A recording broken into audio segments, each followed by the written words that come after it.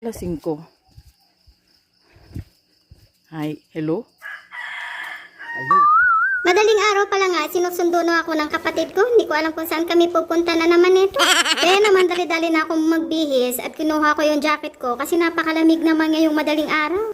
Ang ugali pa naman din niya ay ayaw nung pinaghihintay. Ang sarap pa naman din sanang matulog pa, pero nandyan na siya sa labas at nagpipito na. Kung napanood nyo nga yung nakaraang vlog ko na nanghingi kami ng isda sa Barangay Kahimos, ay ito na naman, manghihingi na naman kami ng isda kasi sabi namin babalik kami, diba? Pinagahan na nga namin ngayon para pagdating namin doon sana, kunti pa lang yung tao. Saya na nga, malapit na kami, andito na kami papasok sa Barangay Kahimos na naman.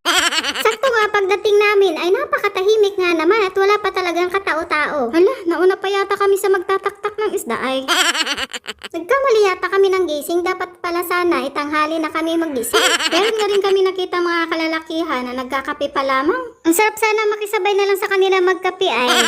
So naglakad-lakad nga muna kami, tingin-tingin muna kami at nagpangin-hangin habang naghihintay kung sino magtatakdak ng isda. Nagantay-antay nga kami saglit kasi sabi ng isang residente dito, maya-maya pa daw magtataktak ng isda, kaya kami ay text muna dito sa gilid ng ng dalampasigan. Sabi nga nila, yung mga natirang isda noon ay nilagay na lang nila dyan sa kulungan. Gumawa sila ng kulungan dyan sa gilid ng dalampasigan ba? Kaya syempre kami, antay-antay lang, tingin-tingin lang sa gilid-gilid kung sino yung magtataktak ng isda.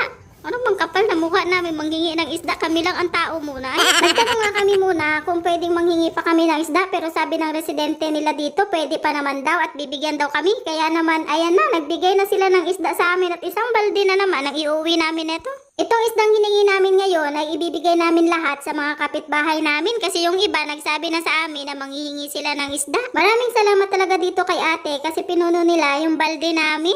Thank you talaga, maraming salamat. Sayang nga lamang at hindi namin nakuha yung pangalan ni ate. Kaya kung kilala niyo siya, pa-comment naman ang pangalan niya dyan sa comment section. So magsi 7 AM na nga at nagugutom na kami, kaya naman sabi ko ay umuwi na kami.